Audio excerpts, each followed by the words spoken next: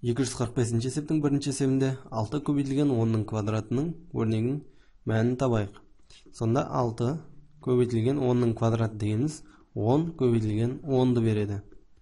Сонда 6-ны 10-ға көбейтіп және 10-ны 10-ға көбейтсек бізде 600 деген мән шығады. Ал енді екінші есебінде 245-ің бізде 8 көбейтілген 10-ның 4 дәрежесінің мәнін табыңдар дейді. Сонда бізде 8 көбейтілген 10-ның 4 дәрежесі десе 1 деймізде, соңына 4 нөлді тіркей салсақ та қателеспейміз. Сонымен 8-ді 10 мыңға көбейтсек 80 мың деген жауапты аламыз. Мінекей осындай қарқындылықпен шығара берсек болады.